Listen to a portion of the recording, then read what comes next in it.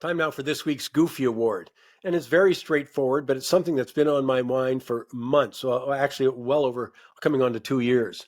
Peace, order, and good government isn't just a slogan, it's the foundational promise of government in democratic societies. The idea is that citizens consent to be governed in exchange for security, which includes physical safety, protection of rights, maintenance of order.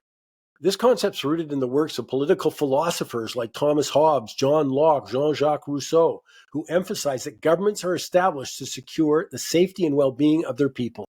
And on that score, as we witness rising anti-Semitism, threats against Jewish Canadians, vandalism of Jewish-owned businesses, schools, and daycare represents a massive failure of government. I appreciate that there are people who put their allegiance to a political party before the safety of their fellow Canadians, or are simply racist, won't like it. But the reality is inescapable, reinforced by the stabbing of a 90-year-old Jewish woman in a grocery store shopping in Ottawa last week. Governments have not only failed in their fundamental duty to protect its citizens, but it's actually facilitated it by importing more hate from Gaza and other parts of the Mideast by not properly vetting newcomers. As security expert Macdonald Laurier's Casey Babb points out, it would be insanely naive to think people would come here and abandon long-held, pre-existing, religiously motivated and culturally ingrained beliefs about Jews just because they're now in Canada.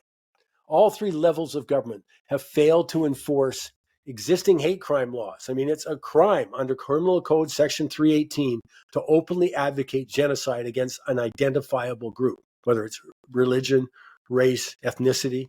It's a crime. Nonetheless, weekly protests feature calls for Israel's eradication or violence against Jews, and it rarely leads to any charges. And given the consequences are so sparse, it's no surprise that anti-Semitic incidents in Canada increased by approximately 125% between 2022 and 2024.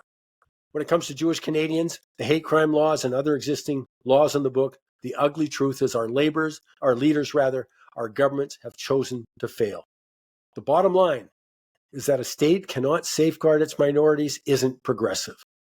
It's a front page, page one of the job description. But the really goofy part, we've willingly brought in people who openly want to undermine Canada, our Western values. Certainly not all, but a significant number explicitly aim to reorder Canadian society around their interpretation of Sharia law. And in that way, government has failed to protect all of us who value Canada and Canadian society. My question continues to be, what do they offer Canada? How do we benefit from bringing in people who look to undermine the country? It's unbelievable.